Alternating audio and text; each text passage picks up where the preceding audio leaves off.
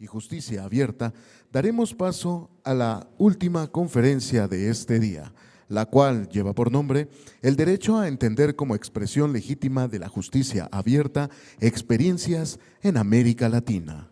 Para dar inicio, para quedarse como moderador y presentarnos a nuestro distinguido conferencista, se queda con nosotros el magistrado integrante del Tribunal Superior de Justicia del Estado de México, Patricio Sánchez Bertis Ruiz.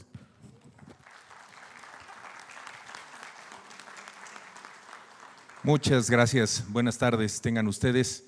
Continuando con estas actividades de este Foro Internacional de Transparencia y Justicia Abierta, tendremos hoy una plática, una conversación con el doctor Peter Sharp Vargas sobre un tema que yo considero que es central en el tema de la justicia abierta, de la transparencia del gobierno abierto, es decir, el derecho a entender. Es algo que tenemos que aprender propiamente. A mí me genera especial interés esta temática por lo que implica, es decir, entendemos lo que se nos comunica, entendemos lo que implica la justicia abierta, entendemos el gobierno abierto, tenemos acceso al gobierno abierto y comprendemos sus contenidos, etcétera. De eso nos va a hablar hoy el doctor Peter Sharp Vargas. Él es consultor internacional en gobierno abierto y miembro de la Red Internacional de Justicia Abierta. La presentación de hoy es a cargo de él. Él es abogado, integrante de los abogados de la Universidad de Concepción, magíster en Derecho, doctor en Derecho, consultor del Instituto Latinoamericano y del Caribe de Planificación Económica y Social, ILPES, de la Comisión Económica para América Latina y el Caribe, la CEPAL, miembro de la Red Internacional de Justicia Abierta, fundador de la Red Chilena de Justicia Abierta, docente de Derecho Constitucional, Universidad Alberto Hurtado, docente programa de Magíster Política y Gobierno de la Universidad de Concepción, miembro de la Red Académica de Gobierno Abierto. El día de hoy lo escucharemos con mucho interés, especialmente yo. Muchísimas gracias, doctor. Bienvenido.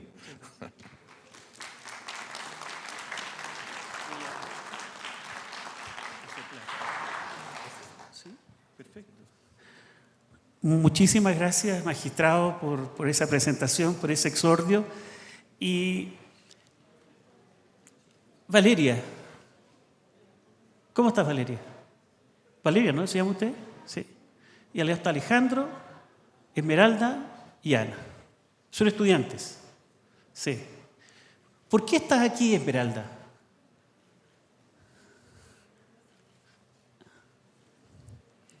¿Podemos tener un micrófono? Se supone que este es un diálogo, ¿cierto? ¿Por qué estás aquí, Esmeralda?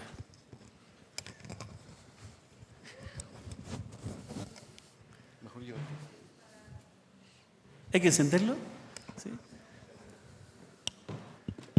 Ahí sí. ¿Por qué estás aquí? Para aprender y informarme más sobre lo de la carrera que ahorita voy a ejercer. ¿Y es estudiante de Derecho? Bien. Muy bien. Alejandro, ¿por qué estás aquí? Yo pues, estoy aquí para… ¿También estudia Derecho, Alejandro? Sí. Muy bien. Porque pues, a mí me llama la atención la materia. Realmente siempre me ha llamado la atención. Y pues quiero aprender más sobre esta materia que es Derecho. Perfecto. Muchísimas gracias. Los voy a mantener a los 4 conectados, ¿ya? Así que por favor estén atentos a todo lo que vamos a estar diciendo acá. Ustedes dijeron, me voy a zafar una clase de Derecho. No. Bueno, ahí estamos nosotros, en este barco de la justicia, que navega por mares oscuros, complejos, y donde cada uno de nosotros y nosotras somos tripulantes. El autor del Principito, Antoine de Saint-Exupéry, escribió varias obras. En una de ellas decía que antes de construir un barco, lo más importante no es ni la madera, ni el metal, ni las lonas para construir las velas. Lo más importante para construir un barco, en este caso el de la justicia, es instalar en los constructores, es decir, los funcionarios judiciales, los jueces y juezas, la gente del archivo, los fiscales, los defensores, los abogados, los litigantes, instalar en estos constructores la necesidad de navegar. Una vez que tenemos la necesidad de navegar, el barco se construye solo. No hay nada mejor que comer una arepa con hambre o un taco con hambre. Hay que tener hambre para querer y saborear un buen taco, ¿no? Tenemos hambre, tenemos sed de justicia. Y por eso ustedes estudian Derecho, porque tienen sed de justicia. Hoy día vamos a conversar sobre eso, sobre cómo actuamos y cómo satisfacemos esta sed de justicia. En una obra de Charles Dickens sobre las grandes esperanzas decía: no hay emoción más profunda en el ser humano que la injusticia. No hay nada más profundo que la injusticia. Y no necesitamos saber derecho, ni penal, ni civil, ni laboral. Todos nosotros cuando fuimos niños y veíamos que en un vaso nos servían leche, veíamos que a nuestros hermanos les servían un poquito más, 10 ml más de leche, y alegábamos. No conocíamos el derecho, pero sabíamos de justicia. Por eso estamos aquí, para reivindicar el valor de la justicia. Pues bien, cuando hablamos de justicia abierta, y vamos a tratar de explicarlo de manera sencilla, porque ya han pasado muchas horas en esta maratón de la justicia abierta, ese es el ecosistema, Ana. ¿Ves ahí? ¿Sí? Ese es el ecosistema de justicia. Valeria, Alejandro. Así funciona el ecosistema. Ahí están las instituciones de justicia. Está el Consejo de la Magistratura, está el Poder Judicial del Estado de México, están los defensores, los jueces, está el archivo. Ahí están los actores de justicia. Ahí así operan y se interrelacionan entre ellos. ¿Cuál es su nombre? Usted sí, el de corbata con unas... Ángel. Ángel, ¿cómo ve usted la justicia en este ecosistema? ¿Cómo no alcanza a ver la imagen? ¿Cómo se ve? ¿No se ve bien? ¿Cómo eso? Falló mi presentación, parece. Porque así la vemos. La vemos borrosa. Sabemos que existen, pero no sabemos lo que hacen todavía. Por eso que hoy día la encargada del archivo hablaba y dio a conocer lo que hacían, porque están debajo del iceberg, ¿se acuerdan? Porque no se ven. Y a veces los magistrados tampoco se ven. En un ensayo de inteligencia artificial, nadie conoce la carga laboral de un magistrado. El promedio de los fallos de la Suprema Corte en México son 202 páginas, 78.000 palabras. Imagínense con expedientes, con 50 expedientes. ¿A qué hora respiran? La labor de los fiscales, de los defensores, de los operadores de justicia, de los impartidores de justicia, de los procuradores de justicia. Por lo tanto, la justicia abierta es ver aquello que se ve borroso. ¿Por qué es importante el lenguaje en la justicia? ¿Y por qué la transparencia es importante? Porque el lenguaje claro lo que produce es estabiliza la vida humana. Nos hace saber dónde estamos. Si yo digo flor, todos coincidimos que es una flor y nos estabiliza en torno a la flor. Si nos preguntan cómo estuvo la comida, mala. Si le decimos al garzón que estuvo buena, va a seguir preparando malas comidas. Porque la verdad nos estabiliza. El lenguaje nos estabiliza. Nosotros tenemos un sonido hermoso, que son nuestros nombres. Y cuando digo Alejandro, cuando digo Natalia, cuando digo Ofelia, cuando digo Edgar, cuando digo Andrea, es el sonido más hermoso que tenemos nosotros en la vida. Esteban. Es el único signo más hermoso, porque así nos llamaron toda la vida. Y por eso es que el lenguaje claro nos estabiliza la vida humana. Y por eso es que la justicia debe tener lenguaje claro. Porque el lenguaje claro apunta a descubrir la verdad. Porque la verdad es un regulador social. Hoy día nosotros vemos en las redes sociales, sobre todo en Twitter o X, que el 87% de esa información no es verdad y nos desestabiliza. Y nos provoca, porque la verdad nos desune. Perdón, la mentira nos desune y la verdad nos une. En la Universidad de Guanajuato, que estuve hace unos meses atrás, decía, la verdad nos hará libres. La verdad nos hará libres. ¿Y qué es la verdad? Pero, ¿qué es la libertad? ¿Por qué hablamos? ¿Qué es la libertad, Alejandro? ¿Qué es para usted la libertad? Juéguesela. Vamos, órale. Bueno, para mí la libertad es estar, o sea, no tener ninguna presión, estar libre sin ninguna preocupación. Es lo que yo pienso. Bien, Alejandro dice que la verdad es no tener ninguna preocupación, sí, pero siempre tenemos preocupaciones, incluso estando en libertad, ¿no? Los griegos llamaban la libertad y le decían eleuteria. Eleuteria. ¿Y qué significa eleuteria para los griegos? Significa vivir en comunidad. Solo eres libre cuando vives en comunidad. Cuando estás solo, ¿respecto de qué? La verdad no consiste en hacer lo que uno quiere. O si no, nos mataríamos todo el día todos. Nos golpearíamos todos los días. No. La verdad no es ir a cualquier lugar. No, hay restricciones. Libertad o eleuteria significa vivir en comunidad. Por eso cuando alguien asesina, golpea, injuria a alguien de la comunidad, le quitan la comunidad, es decir, le quitan la libertad y lo llevan a una penitenciaría, a una cárcel. Libertad es comunidad. Y solo ser libre en comunidad. Por eso que la verdad nos hace libres, porque solo en comunidad podemos construir la verdad. Y esa verdad se construye justamente a través del lenguaje. Y por eso es un regulador social. Y así lo dijeron Carlos recién y quienes estuvieron durante el día, a propósito de la sociedad de la información. Hoy la sociedad de la información se transformó en una sociedad de la desconfianza. Porque tenemos mucha información, pero estamos desinformados. Estamos desorientados. No sabemos hacia dónde va este barco. E información nos llega de todos lados.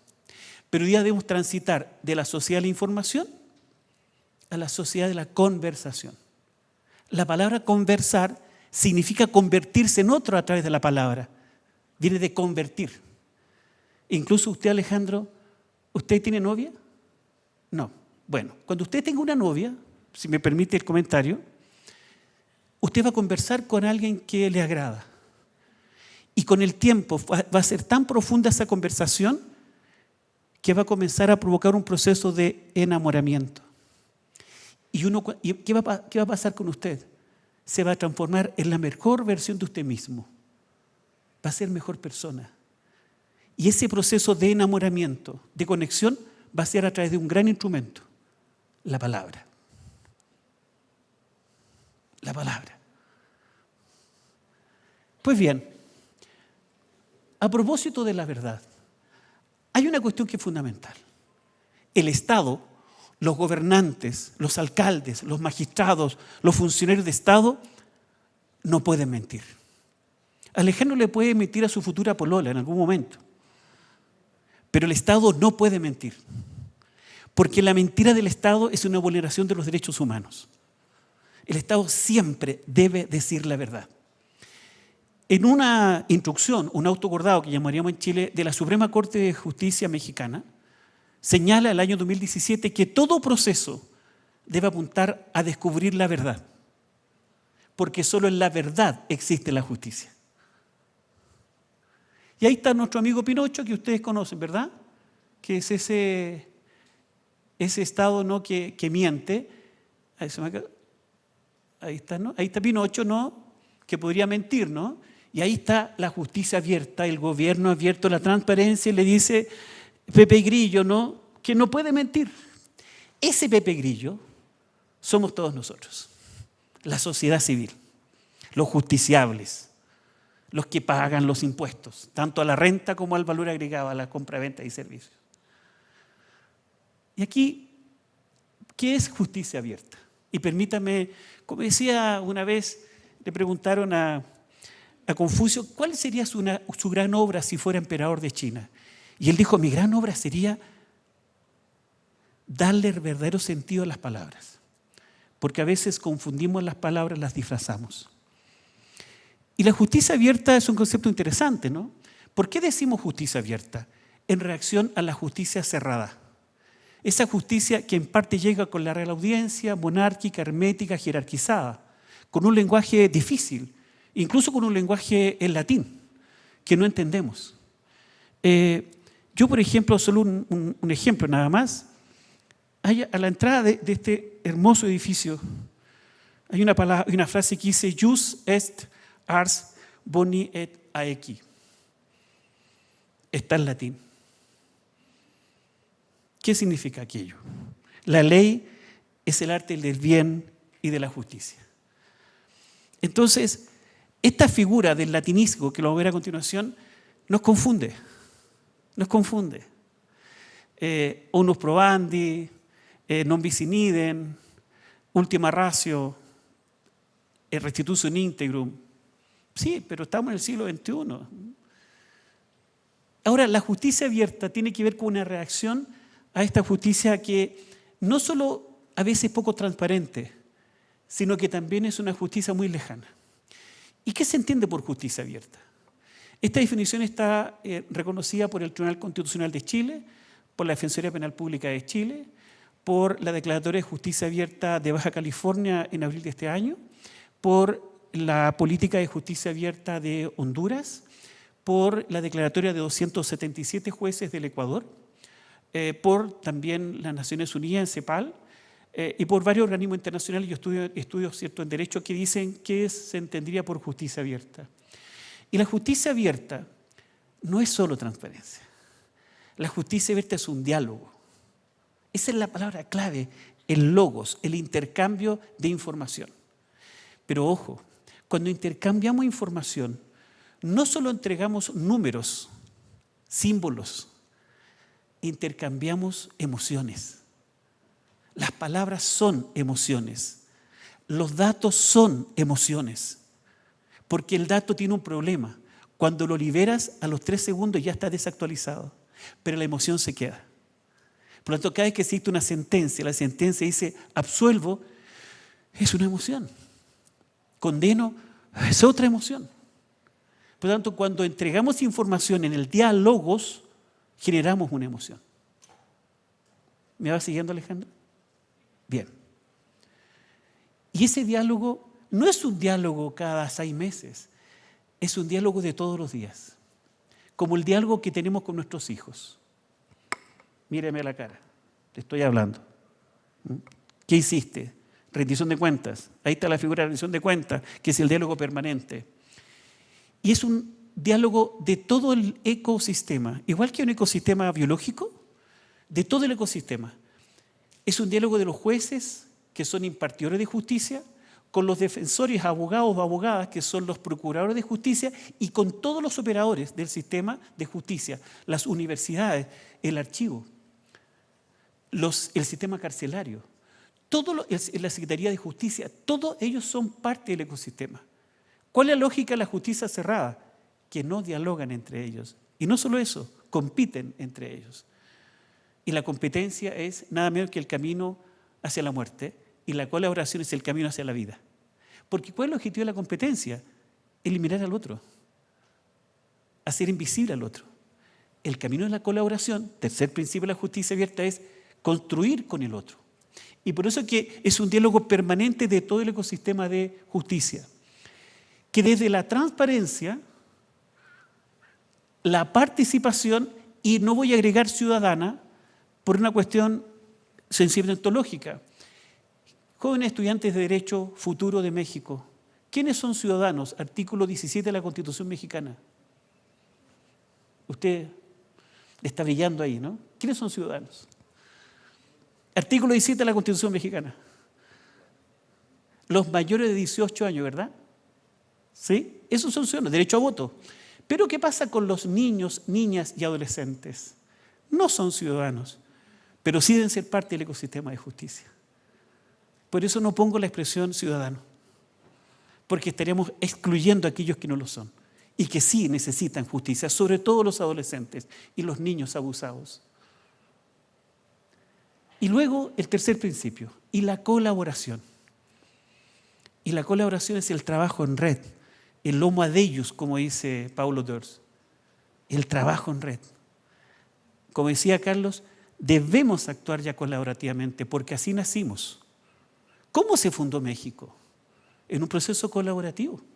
Se juntaron los que hoy día son los padres de la patria. Nadie fundó México solo. Hubo una comunidad que la fundó. Como en todos los procesos de América Latina a través de los cabildos. Los cabildos eran espacios transparentes, participativos y colaborativos. Y así se fundaron las repúblicas en América Latina. Y por eso el grito del 15 de septiembre, el 18 en Chile, el 21 en Costa Rica. ¿Y qué permite la justicia abierta? El pleno acceso a la justicia. ¿Quién dice esto? La Agenda 2030, Objetivo 16. Paz, justicia e instituciones sólidas. El pleno acceso a la justicia. ¿Generando qué? Dos cosas. El objetivo de la justicia abierta. Honor social, que es el prestigio, es la impronta en aquellos que trabajan por la justicia. Hoy día yo veía a Gisela un ejemplo de honor social, cuando recibió un aplauso de todos ustedes, de todos nosotros.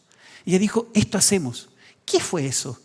El honor social de los que trabajan en el archivo. Ese era puro honor social y era parte del ecosistema de justicia. Porque quienes trabajan por la justicia también sienten ese reconocimiento público. El honor social, el prestigio de ser explorador de la justicia e impartidor de la misma. Y en segundo, el tercer objetivo, y lo dice CEPAL, y lo dice la OCDE, es el valor público. El objetivo de la justicia abierta es el valor público. Hacia allá debe ir todo el proceso, la construcción de valor público. ¿Y qué componente tiene el valor público? 3, según la escuela de Harvard, y hay todo un estudio del año 90 sobre construcción de valor público, y el valor público significa el grado de legitimidad de las instituciones. ¿Y quién da valor público a las instituciones? Nosotros, los que usamos el sistema. Y el valor público tiene 3 elementos, y los 3 deben existir siempre. Primero, resultado. Las sentencias deben provocar resultados. Las sentencias deben ser tan contundentes que quien mató debe pensarlo 2 veces después antes de hacerlo. La justicia debe instalar y tratar de poner en su centro la dignidad humana siempre. La violencia de género, los homicidios, los delitos contra la propiedad. La sentencia es una manifestación de un poder para provocar cambios sociales. Segundo elemento, la excelencia. ¿Cuántos poderes judiciales hay en la Ciudad de México? ¿Esteban? ¿Sí? ¿Cuántos poderes judiciales hay? Con fuerza. Tírese a la piscina. ¿Cuántos hay? Poderes judiciales. Valeria. Alejandro. ¿Cuántos poderes judiciales hay? ¿Hay 10 poderes judiciales? ¿Cuántos presidentes del Poder Judicial hay en la Ciudad de México? 1, ¿verdad? Hay un solo Poder Judicial. Por lo tanto, Eureka es un monopolio. No compiten con nadie. Y por eso debe ser excelente, como decían los griegos, el arete. Cuando no se combate con nadie, uno debe superarse siempre a sí mismo. ¿Cuántos papás tiene usted, Alejandro? 1. ¿Cuántas mamás? Ahí está. Como son monopolios, quienes somos padres y quienes son madres, tratan de ser los mejores del mundo, porque compiten consigo mismos. Pues bien, el Poder Judicial es un monopolio. Y por eso es tan relevante la construcción de valor público. Y el tercer requisito del valor público, según Mark Moore, es la confianza. ¿Y cuándo se construye la confianza? Cuando cumplimos los compromisos. Cuando yo sé que el otro, que es la contraparte, me va a cumplir el contrato, civil, administrativo o lo que sea. Por tanto, todo lo que hacemos todos los días en el sistema de justicia, debe uno preguntarse, ¿lo que estoy haciendo provoca resultados? No, esto no es justicia abierta, justicia cerrada. Hacer cosas solo por hacerlas, cumplir metas solo por cumplirlas, o por un bono. ¿Esto genera confianza? Sí, sigamos. ¿Genera excelencia en mi mejora a mí mismo? Sí, sigamos. Por tanto, el objetivo de la justicia abierta es honor social y valor público tiene estos 3 elementos.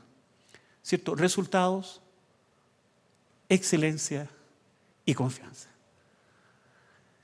En definitiva, ¿cierto? La justicia abierta es un diálogo permanente del ecosistema de justicia que desde la transparencia, la participación y la colaboración permite el pleno acceso a la justicia generando honor social y valor público.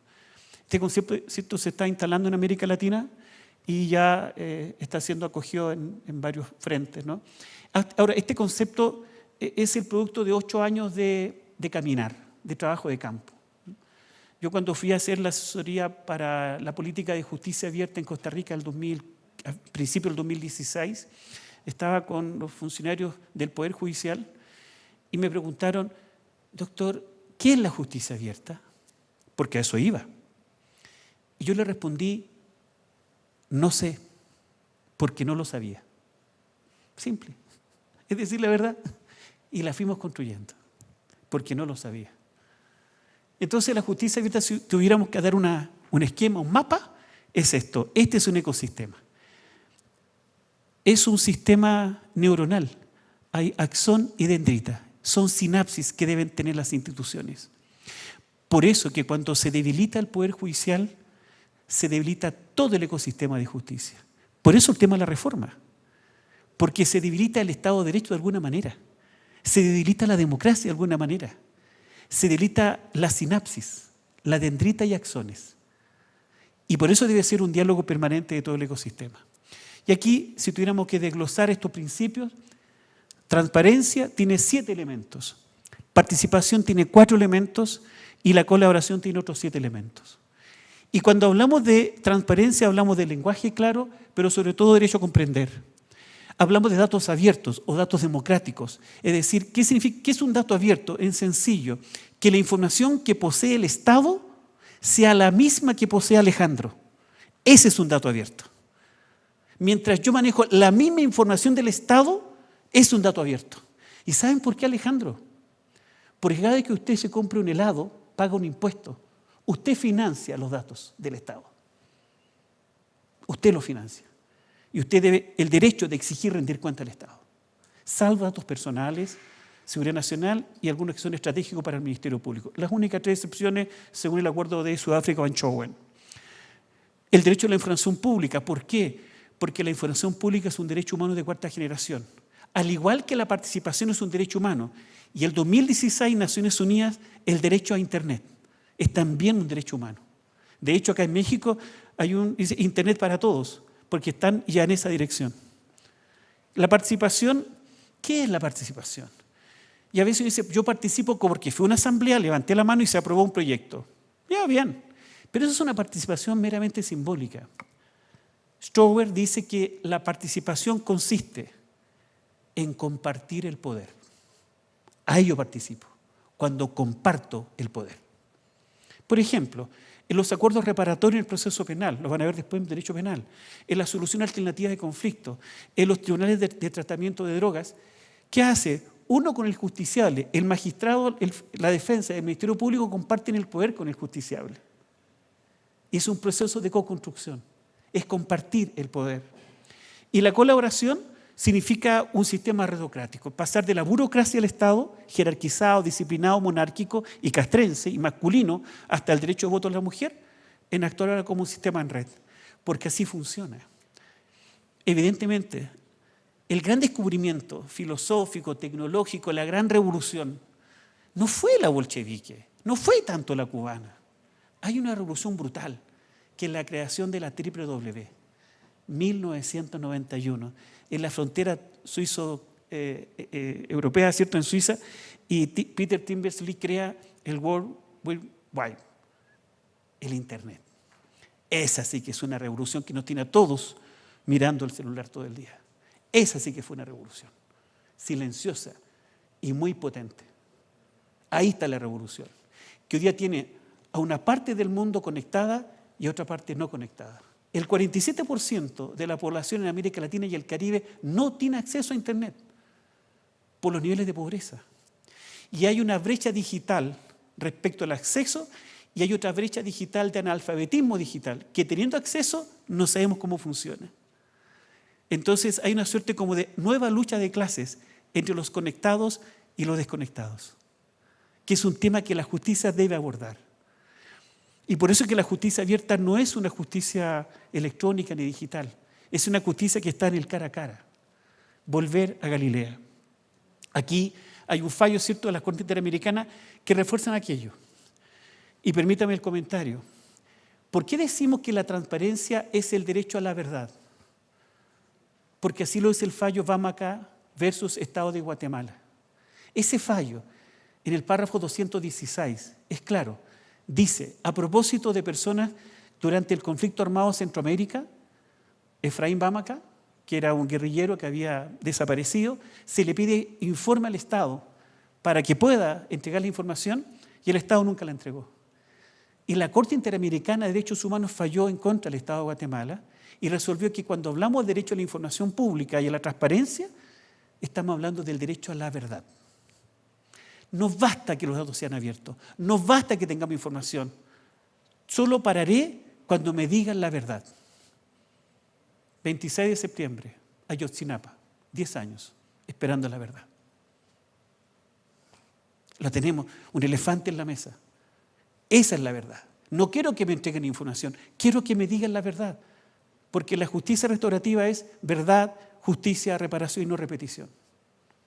Porque solo en la verdad se construye la justicia. Y lenguaje claro, fallo Fernández Ortega versus Estado de México. Fernández Ortega, una mujer maya, pero tiene apellidos españoles. En ese fallo se condena a una mujer maya. Pero ese fallo fue muy cuestionado en la Corte Interamericana. ¿Por qué? Porque Fernández Ortega no hablaba el español. Y como no hablaba español, no podía entender la sentencia. Se vulnera el derecho a la verdad y el derecho a comprender. La noción de derecho a comprender nace precisamente acá en México. En México hay 67 lenguas vivas. Una de ellas es el español, pero hay 66 lenguas originarias. Y hay personas que no hablan en español en México.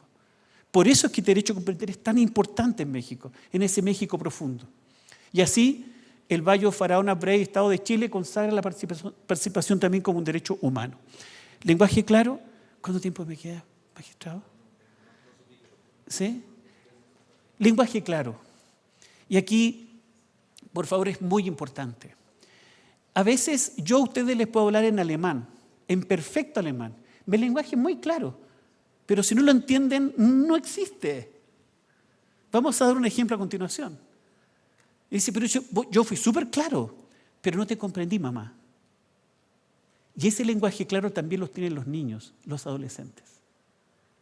Y también lo tenemos nosotros. Cuando tú, Alejandro, hables con tu papá, con tu mamá, con tu tío, abuelo, habla también el lenguaje claro, porque ellos también tienen derecho a comprender. Porque uno le habla de input, output, Instagram, a los de la década del 40, no van a entender nada. Por tanto, también es en doble vía. También aquellos que nacimos, ¿cierto?, cuando no había internet. El lenguaje claro es el lenguaje evidente. Mesa, silla, casa, micrófono. Eso es lo evidente. El lenguaje claro debe ser un sensual, un lenguaje directo. Y aquí, permítame una pasada por la doctrina. ¿Por qué nace la justicia abierta? ¿De dónde nace la idea? No nace el 2015 en México. Aquí apareció el concepto en México. México fue el país que firmó la Alianza de Gobierno Abierto el 2011, el 30 de septiembre. Fueron pioneros ustedes. Fueron pioneros en Estado abierto, en gobierno abierto y en justicia abierta. Pero la forma filosófica de abordar el Estado son tres. Uno, el racionalismo francés. Todo en base a protocolos. De hecho, la administración pública mexicana se construye en base a la administración pública francesa. Protocolos, jerarquías, relaciones, cierto, de mando, como si fuera un gran ejército.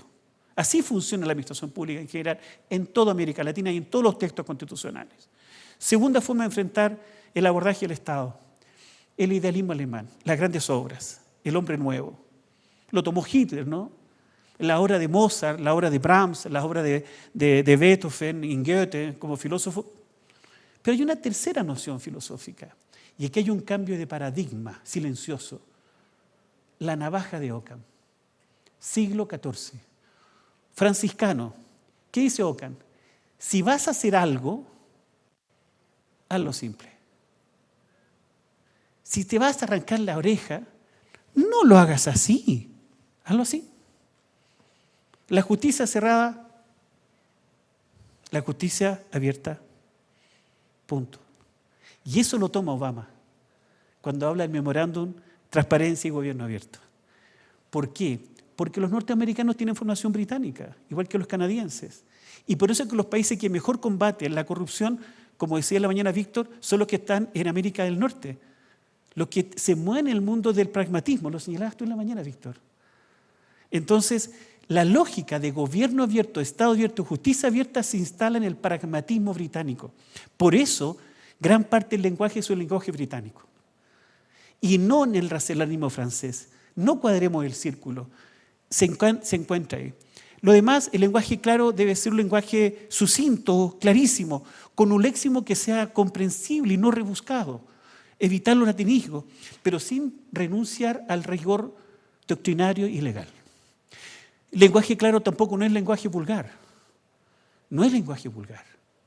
Es un lenguaje sencillo, elegante y directo, que además se conecte con ustedes. Es decir, yo soy súper honesto, súper claro y parece una lista de malas palabras. Eso no es lenguaje claro, eso es injuria, eso es vulgaridad. Lenguaje claro no es lenguaje vulgar. Ojo en aquello. Además, el diseño que permite ubicar rápidamente lo importante, modelo anglosajón. Lo decía Víctor en la mañana también. Lo decía Natalia, los que estuvieron presentes hoy día durante el día. ¿Cuándo encontramos que hay un lenguaje claro? En la sentencia. Cuando logramos encontrarla rápidamente, la entendemos y la aplicamos. 3 pasos muy simples. Como juegan los británicos en Manchester City. 2 pases y al arco. No juegan para el lado, juegan hacia adelante. Británicos, hasta juegan al fútbol en un modelo pragmático. ¿Cuántos artículos tiene la Constitución norteamericana? Nada, 7 artículos. ¿Cuántos artículos tiene la Constitución mexicana o la chilena? Más de 100. Bien. Lenguaje claro. Según la International Plain Working dice que es una comunicación en que la escritura y el diseño sean claros y que las personas puedan encontrar lo que necesitan, entender y utilizar para fines prácticos. Ojo acá. Y lo conversamos con magistrados de El Salvador, de Ecuador, hace algunos días atrás. La sentencia dice que el lenguaje claro no solamente es la escritura, sino que también permite símbolos, dibujos, gráficos. ¿Por qué en un fallo no puede tener gráficos y dibujos? ¿Quién lo prohíbe? ¿El Código Procesal? No. Hay magistrados que ya están redactando lenguaje claro, dibujos, esquemas y procesos y mapas mentales. ¿Por qué no? ¿Por qué no? ¿Quién lo prohíbe? Pero sí es necesario ese lenguaje claro para que todos lo puedan entender. Hay una cosa prudencial. Usted, Valeria, Esmeralda, Ana, Alejandro, Esteban, vieron en el derecho civil una norma que dice que la ley se presume conocida por todos, ¿sí? ¿Sí? ¿No? Dice, nadie podrá alegar ignorancia de la ley una vez que esta ley está publicada. Esa es una presunción, pero es una fantasía. Porque se le pide a todos ustedes, primero, que conozcan todas las leyes. Y en segundo lugar, que después de conocerlas, las entiendan. Es una doble obligación imposible. Entonces, hay una doble carga. Encontrar, saber y entender.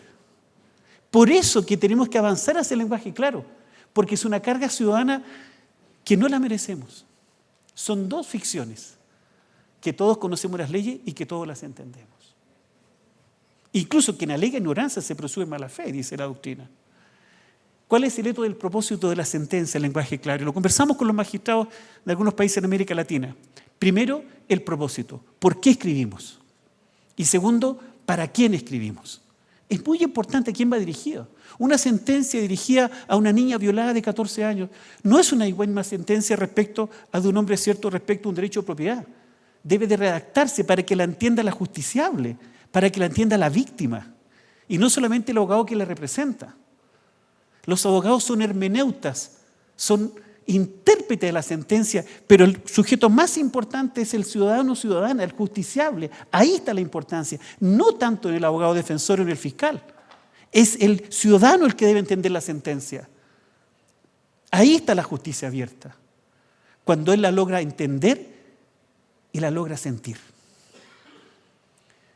Y la narrativa, ¿no? La cumbre judicial del 2015, en que Chile y España, Ofelia, Chile y España, esta alianza estratégica, crean la red de lenguaje claro. Y se están creando redes de lenguaje claro ya en toda América Latina, justamente para tener un protocolo de lenguaje claro.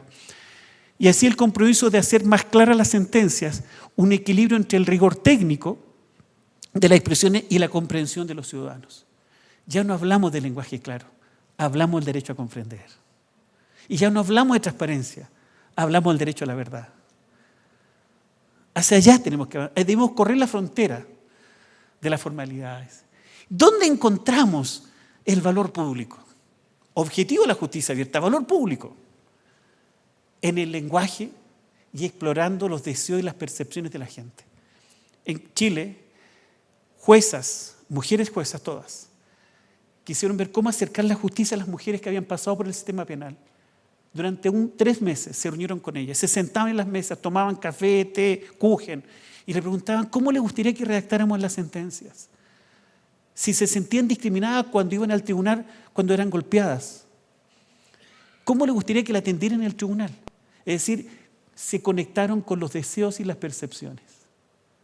Y descubrieron cosas maravillosas. Por ejemplo, que las sentencias podrían partir con un resumen de la resolución y luego seguir hacia el resto. Y no al revés como hoy día, que uno tiene que ir al final de la sentencia. No, resuelvo. Y luego veremos todos los antecedentes. Y ya un juez en Argentina lo está aplicando, Pedro. Y ya se está trabajando en Chile en esa dirección. Lenguaje claro. La vida es corta, el tiempo es valioso. Y uno quiere saber cómo le fue. ¿Y qué quiere saber? La primera, el resumen que aparezca en la sentencia. Pequeños detalles. Y en segundo lugar, ¿cómo lo construimos el valor público? Y el valor público lo construimos en las transacciones individuales. ¿Cómo un magistrado, con su permiso magistrado, hace que su judicatura sea potente? Porque los magistrados, los fiscales, los defensores del área penal son hombres y mujeres del pueblo, conviven en los espacios públicos. Entonces, la idea es escuchar el lenguaje del pueblo en las transacciones individuales, no los grandes discursos, en la conversación individual, de tú a tú. Si yo a usted, Alejandro, digo Alejandro y usted me dice Peter, estamos ya conectándonos con nuestros nombres. Eso es lo más importante. La conexión individual, eso es lo que construye comunidad.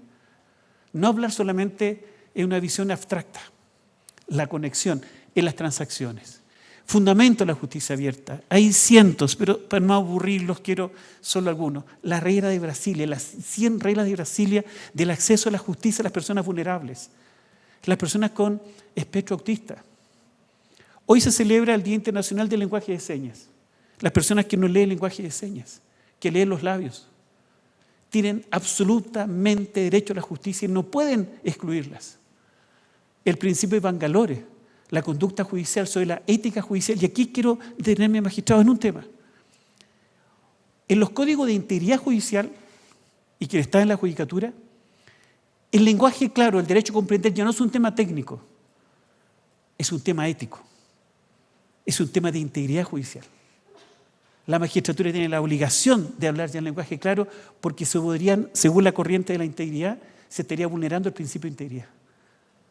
Porque la justicia, cuando no se entiende, deja de ser justicia. Cuando la justicia no la entendemos, deja de ser justicia. Puede quedar para la academia, para los investigadores, para los, no sé, pero no para el ciudadano. El no entender la justicia es una barrera que se impide el derecho más fundamental, que es el acceso a la justicia. Acceder a la justicia significa hablar siempre el lenguaje claro, y es un tema de integridad judicial.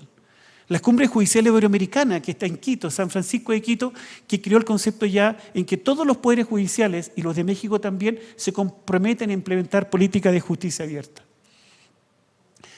Las declaraciones de derechos humanos, Pacto de San José, Costa Rica, Declaración Universal, Pacto Internacional de Derechos Civiles y Políticos. ¿Y dónde está el diálogo comprensivo? Justamente en esta idea del diálogo del uno a uno. Alejandro, ¿me va siguiendo? Bien. Solo algunos consejos de la Cumbre Judicial Iberoamericana del 2015 con España y Chile. Primero, evitar el uso excesivo del latín. como extranjerismos innecesarios, email, correo, merchandising, mercadeo, onus probandi, cambio a la prueba. Hablemos en lenguaje castellano, que es fundamental. El lenguaje nos mantiene unidos, etc. Evitar el hiperbaton, cuando dice ha acudido el acusado, o los gerundios permanentes en las sentencias. Evitar el doble uso del gerundio construcción de la frase, los arcaísmos, cuasi, empero, ergo. Bien, pero es para la academia, pero no para las resoluciones judiciales. Redactar las sentencias con sencillez expositiva, navaja de Ockham, ya al siglo XIV. Si vas a hacer algo, hazlo simple. Hazlo simple. Evitar el uso del lenguaje sexista. También el uso genérico del masculino. Y hay muchos ejemplos. Por razones de tiempo no me voy a extender, pero hay muchos ejemplos. Utilizar sustantivos genéricos y colectivos. Por ejemplo, el interesado por la persona interesada. Los mexicanos, que es masculino, hablar mejor del pueblo de México. Es mucho más inclusivo. Utilizar construcciones metonímicas. Por ejemplo, directores, cambiarlo por la dirección. El presidente por la presidencia, que es más genérico, más amplio, porque siempre nace como lenguaje masculino. El tratamiento civil, por ejemplo, el estado civil, el demandado trajo a su mujer, como si fueran de su propiedad, y a sus hijos. Aquí está mi derecho de propiedad. Cambiarlo por familia del demandado se trasladó a vivir en la casa común. Son pequeños detalles del lenguaje que cambian la emoción. Son todas sugerencias, ¿cierto?, de la Cumbre Judicial Iberoamericana. Evitar imágenes que reproducen roles y estereotipos asignados a hombres y a mujeres. Por ejemplo, una persona blanda, un hombre fuerte, con un toque femenino. Son actos discriminatorios las sentencias o los relatos. Son pequeñas palabras que van marcando la diferencia. Ya vamos a ir aterrizando, ¿no? Justicia abierta. Cuando hablamos de datos abiertos, también lo decía Víctor, lo decía Natalia, lo decíamos todos. A propósito de los datos abiertos, los datos solo son minería, son recursos. Publicar datos no es justicia abierta. El gobierno electrónico o la justicia electrónica, el uso de Internet, que es muy restringido, tampoco es justicia abierta, porque si mañana un tribunal que solo hipoteca su funcionamiento a Internet o a la energía eléctrica, no se puede caer la justicia. El 17 y el 18 de ahora de septiembre, la semana pasada estaba en Ecuador. Me encontraba con una magistrada de la Suprema Corte. Y por cierto, yo ya venía el 17 de vuelta a Chile. Y me decía, ¿sabes que mañana va a haber un corte de luz generalizado en Ecuador por 2 días? El 18 y el 19. Ocurrió en Ecuador, ahora el 18 y 19 de septiembre. Entonces le preguntaba a los magistrados, ¿y qué va a pasar con la justicia? No va a funcionar. Si ya la gente, si no tiene un monitor al frente, no dice, se cayó el sistema, así que hay que esperar que llegue el sistema. La justicia abierta no puede hipotecarse al Internet o a la energía eléctrica, porque si no la justicia abierta va a estar en manos de Elon Musk, o de Google, o de Meta, o en manos de la compañía de energía eléctrica. No, siempre en manos. Por eso la justicia abierta se construye en el tú a tú, en las transacciones individuales. Y la justicia abierta es una política de Estado, es una política institucional como ya varios países lo tienen. Y por lo tanto esta política tiene estos 3 principios: transparencia, derecho a la verdad, participación, compartir y colaboración, trabajar en red. Ejemplo, justicia abierta, los facilitadores judiciales, la justicia terapéutica, tratamiento de drogas, red de lenguaje claro, la justicia restaurativa, la mesa de diálogo jueza y usuario, el observatorio ciudadano que tenemos hoy día en Querétaro, donde la ciudadanía, la sociedad civil controla las contrataciones públicas del Poder Judicial. Y además los concursos de nombramiento de jueces. El 15 de agosto recién pasado estuvimos con Marila Ponce, presidenta del Poder Judicial de Querétaro, y suscribimos la declaratoria de justicia abierta en México. De los 32 estados mexicanos, ya 7 tienen declaratoria de justicia abierta. Y la Constitución de Guanajuato, artículo 36, inciso segundo, dice que habla de parlamento abierto, gobierno abierto y justicia abierta. Lo incorporó ya en su reconocimiento constitucional. Y aquí el mapa, cómo está el estado del arte en América Latina. Ahí están todos los países que están avanzando ya en procesos de justicia abierta. Y México está ocupando una delantera muy importante. Y quisiera solo a manera Quintana Roo, Querétaro, Guanajuato, Durango, Nueva León, Baja California ya tienen declaratoria de justicia abierta. Incluso Querétaro una política de justicia abierta. ¿Qué tenemos ahí? Este es un ejemplo. Estos son datos. Hagamos ver qué es una sentencia. ¿Sí?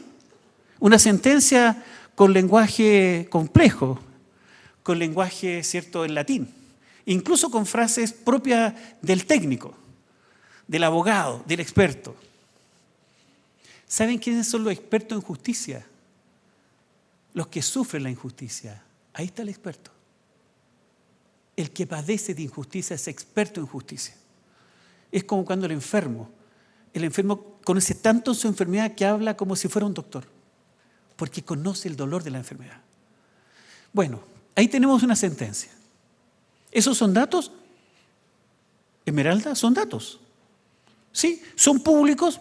Sí, son públicos. ¿Está en el lenguaje claro? Clarísimo.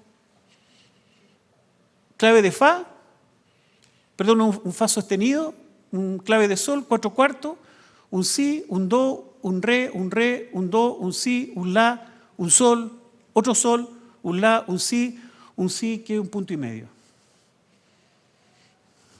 ¿La leemos todo lo mismo? Así a veces el justiciable lee las resoluciones judiciales, las ve, pero borrosas.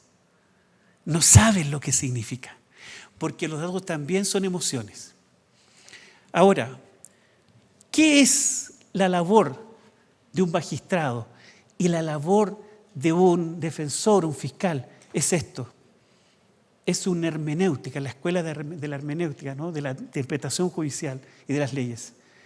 Esto es un magistrado, esto es un defensor público, este es un fiscal, este es un abogado de la plaza, estas son las personas del archivo, esta es la persona del gendarme de la cárcel, es este. Y un ejemplo, permítame hacer el loco, ¿no? Vamos a intentar traducir esa sentencia, pero lo vamos a traducir a través de los abogados, de los intérpretes. A ver si lo ubican. ¿Alguien me puede... ¿sí? ¿No? ¿Sí? ¿Podemos estudiar? ¿Alguien me puede decir qué obra es esta? ¿O qué sentencia es esta? ¿Alguien me puede decir qué sentencia es esta? Es presunción, es el himno de la alegría de Beethoven. Absolutamente. ¿Su nombre, perdón? Don Gregorio. Aquí está el ejemplo. Aquí está el ejemplo. Gregorio leyó la lectura, pero el resto no la entiende. Por lo tanto, y le agradezco mucho porque, buen ojo, ¿eh? Porque solo algunas personas la pueden entender. En este caso, la ley penal, solo los penalistas, la ley civil, los civilistas, la ley comercial, los derechos del derecho comercial. La idea es que la justicia, la sentencia, tiene que ser el pan de todos. A ver si...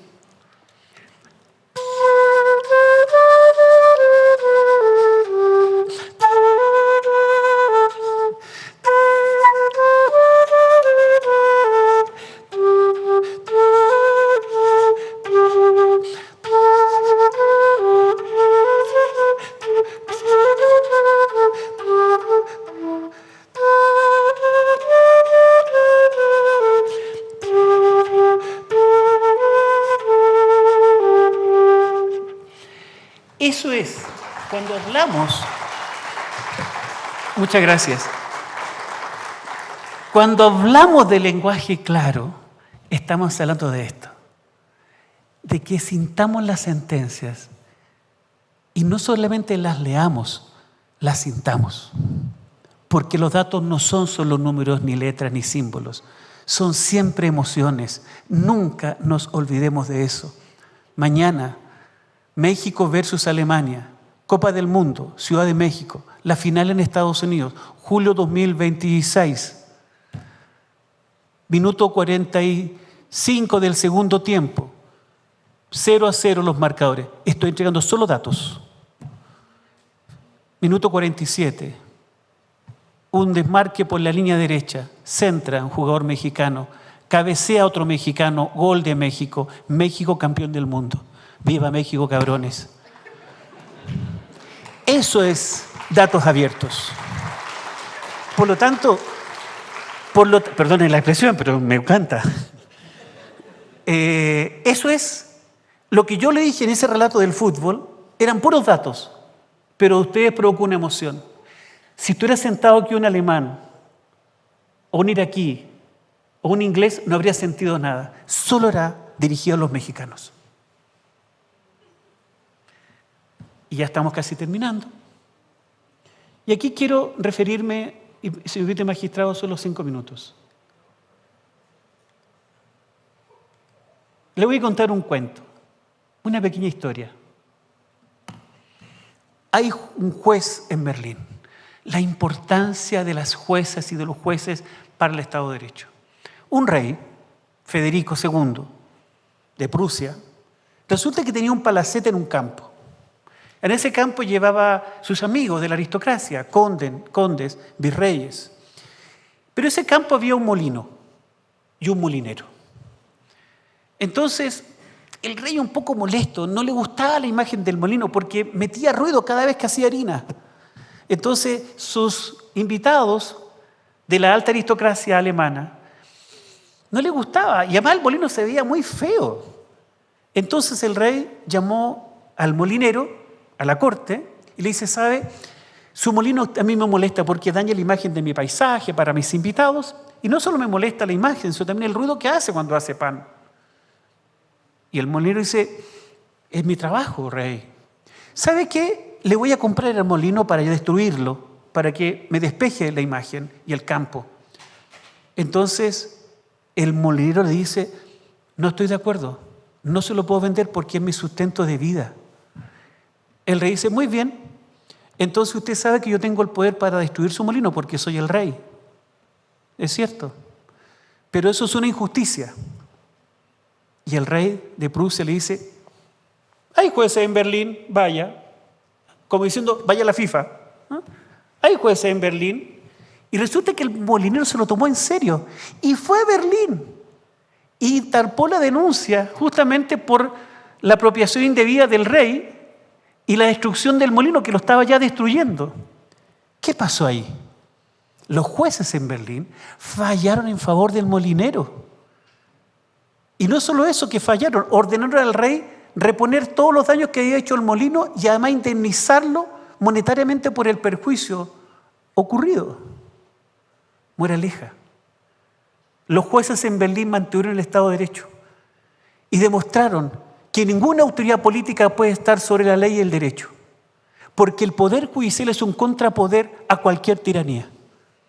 El poder judicial es el contrapeso verdadero para fortalecer la democracia. Por eso hay jueces en Berlín. Y hoy día podemos decir también que hay jueces en Toluca. Hay jueces en Toluca, pero claro que hay jueces en Toluca. Y estos jueces están llamados justamente a hacer lo que hicieron los jueces en Berlín: evitar que un sátrapa, en este caso el rey Federico en esa época, se apodere, ¿cierto?, o vulnere los derechos fundamentales. Y solo a propósito de la reforma judicial, hace 2 meses, en el primer Congreso de Estado Abierto en Costa Rica, se emitió una declaración manifestando la preocupación de la reforma judicial en México. Y nos manifestamos preocupados por el proceso. Pero no solo eso. En Roma, en agosto de 2024, el Comité de la Presidencia y la Unión Internacional de Magistrados se refirió al proceso. Más de 195 asociaciones de magistrados. Y dicen, y con esto quiero ir ya terminando y agradecerle su paciencia, dice que introducir el voto popular como la decisión final y decisiva en el proceso de nombramiento de jueces y magistrados está en contradicción con el principio de que los jueces y magistrados deben ser nombrados en base al mérito y a criterios objetivos. La declaración es larga, pero rescatar otra idea. Dice la Asociación Mundial de Magistrados y Magistradas desde Viena. Dice: la reforma interfiere con el principio de la inamovilidad y de que el ejercicio de la función de un juez solo puede ser terminado como resultado de un proceso disciplinario. Y agrega, la reforma que va completamente en la dirección opuesta a los principios de independencia judicial y bien establecidos y aceptados a nivel mundial. Y por lo tanto, la Asociación Mundial de Magistrados y Magistradas termina diciendo, solicitamos a las autoridades mexicanas que reconsideren el plan de reforma y a la comunidad internacional a que es una de las organizaciones en sus esfuerzos por proteger la independencia de jueces y magistrados. En el fondo, hoy día necesitamos jueces en la ley, pero también necesitamos que actuemos el ecosistema en clave de justicia abierta, porque la verdad es la que estabiliza el sistema democrático y la verdad es un ejercicio de la democracia y como decía en el frontis, ¿cierto?, de la Corte de Nueva York, que el pilar de un buen gobierno se construye en base a los pilares de la justicia. De eso se trata esta conversación. Muchísimas gracias, magistrado, y gracias a ustedes por su tiempo.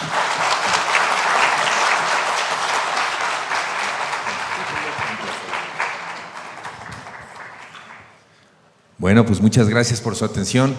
Interesantísimo lo que nos comenta el doctor, definitivamente.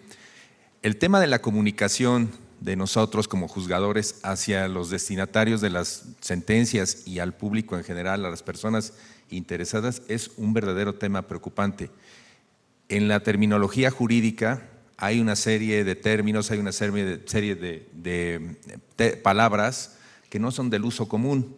El arte de una sentencia que comunique consiste precisamente en que se exprese de tal manera que el destinatario o cualquier persona, porque ahora recordemos que todas las sentencias se publican, se hace una versión pública de estas, el arte consiste en que cualquiera pueda entenderlo, pero no es nada sencillo. Veo que hay muchos estudiantes acá, espero que hayan escuchado con mucha atención todo lo que el doctor nos ha expresado, porque será determinante para su vida profesional. El comunicar, el utilizar estas herramientas, el entender que no solo se trata de hacer saber a los demás lo que los tribunales y los abogados hacemos, sino que lo comprendan, es decir, el derecho que tiene el otro de entender, o la otra persona, de entender lo que nosotros estamos expresando. Eso es fundamental. Escribimos para nosotros, tratamos de comunicar algo, pero en realidad solamente estamos dándonos una satisfacción en cuanto a que lo que escribimos lo entendemos nosotros mismos, pero ¿de qué manera logramos que otras personas lo comprendan? Y eso entendido como un derecho, el derecho a entender lo que nosotros estamos haciendo como juzgadores, como integrantes de los tribunales, es fundamental. Quienes tengan la decisión de, una vez que se titulen y tengan su título profesional en la mano, integrarse a las filas del Poder Judicial, tengan lo que dijo el doctor Sharp como una premisa fundamental. Tengo que entender que la otra persona tiene derecho a comprender lo que yo estoy haciendo. ¿Y qué debo hacer para lograrlo? Acuérdense de esta conferencia. Ojalá hayan tomado sus imágenes, ojalá conserven este conocimiento para que lo pongan en práctica cuando sean profesionales del derecho y cuando trabajen en tribunales. Muchísimas gracias, doctor. Ha sido un verdadero placer escucharlo. Muchas gracias, magistrado. Muchas gracias, doctor Peter. ¿Qué les pareció? Vaya manera de terminar la primera jornada de actividades de este maravilloso foro internacional. Es momento de reconocer al doctor Peter Sharp Vargas, su participación importante nutriendo este foro internacional de transparencia y justicia abierta en su edición 2024 y es entregado de manos de nuestro magistrado del Tribunal Superior de Justicia. Además, se le entrega un obsequio que consiste en ejemplares de la colección editorial del Bicentenario del Poder Judicial del Estado de México y un presente a manera de agradecimiento. Enhorabuena, muchas felicidades y muchas gracias, doctor Sharp.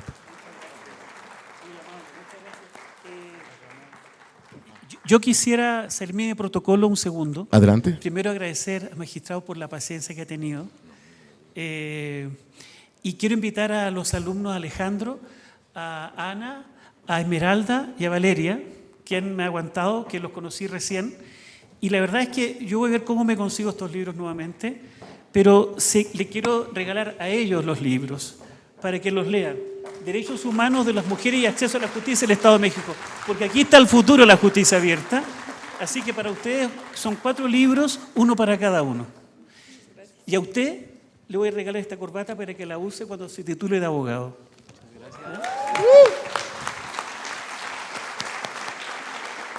Muchas gracias.